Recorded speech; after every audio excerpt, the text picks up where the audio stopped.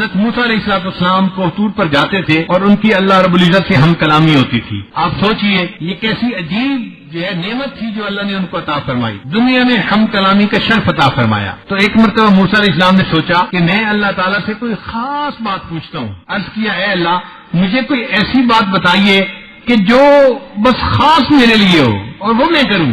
اللہ نے فرمایا میرے پیارے کلیم اللہ آپ یہ پڑھا کریں لا الہ الا اللہ.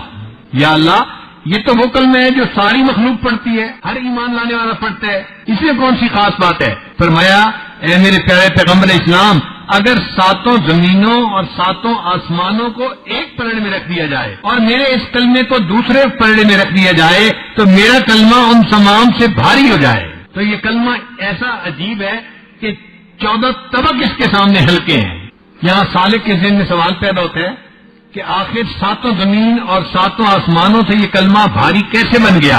علماء نے اس کا جواب دیا ہے کلمہ اصل ہے اور 7 زمین اور 7 آسمان اس کا ذل ہے اور ذل اپنی اصل سے ہلکا ہوا کرتا ہے. چنانچہ قیامت کے دن ایک آدمی کو پیش کیا جائے گا جس کے 99 دفتر گناہوں کے ہوں گے اور ہر دفتر پہاڑ کی طرح بڑا ہوگا اور وہ بندہ سمجھ رہا ہوگا کہ بس اب میرے لیے جہنم ہی ہے. اللہ تعالیٰ فرمائیں گے میرے بندے ہم تمہارے ساتھ ظلم نہیں کریں گے، تمہارا ایک عمل باقی ہے وہ بھی ہم تمہارے نیکیوں کے پلڑے میں رکھیں گے. تو ایک کاغذ کی چھوٹی سی پرچی ہوگی جس کو عربی میں بطاقہ کہتے ہیں. وہ کاغذ کی چھوٹی سی پرچی پر کچھ لکھا ہوا ہوگا، اس کو نیکیوں کے پلڑے میں رکھا جائے گا اور اس کے رکھنے سے اس کی نیکیوں کا پلڑا 99 دفتروں سے زیادہ بھاری ہو جائے گا. وہ بندہ پوچھے گا یا اللہ یہ کیا عمل تھا جو اتنا بھاری؟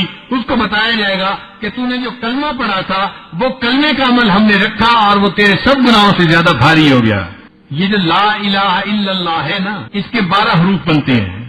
لا الہ الا اللہ کے 12 حروف بنتے ہیں. چنانچہ علماء نے لکھا ہے کہ جو لا الہ الا اللہ کی تصدیق کرے گا پڑھے گا اللہ تعالیٰ اس کے بدلے 12 مہینوں کے سب گناہ معاف فرما دیں گے. اور بعض علماء نے لکھا کہ انسان کے جسم میں 12 گناہ کے اعضاء ہیں، 2 پاؤں، 2 ہاتھ، 2 کان اور 2 آنکھیں، یہ 8 ہو گئے. اور باقی 4 اعضاء زبان، دل، دماغ اور شرمگاہ، تو یہ 12 اعضاء بن گئے.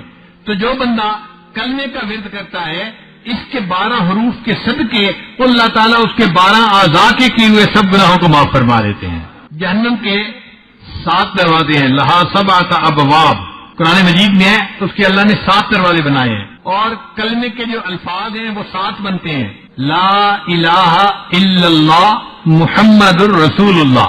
تو سارے الفاظ کو ملائیں تو کتنے الفاظ بنے؟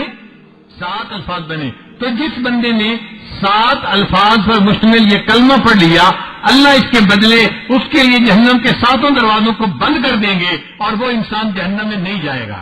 کلمے کے کسی حرف کے اوپر نقطہ نہیں ہے، کوئی ایسا حرف کلمے میں نہیں کہ جس کے اوپر نقطہ ہو یا نیچے نقطہ ہو، فوقانی یا تحتانی کوئی نقطہ نہیں ہے. علماء نے لکھا ہے اس میں حکمت یہ ہے کہ اللہ تعالیٰ یہ بتانا چاہتے تھے کہ دیکھو جس طرح کلمے کے اندر کوئی نقطہ نہیں، نہ اوپر نہ نیچے، اسی طرح اللہ کا بھی کوئی شریک نہیں، نہ اس دنیا میں نہ آسمان پہ، سارے جہان میں اللہ کا کوئی شریک نہیں. اللہ تعالیٰ شرک سے پاک ہے. سوشل میڈیا پر سب سے قدیم اور سب سے ریلائبل برانڈ درسقرآن.com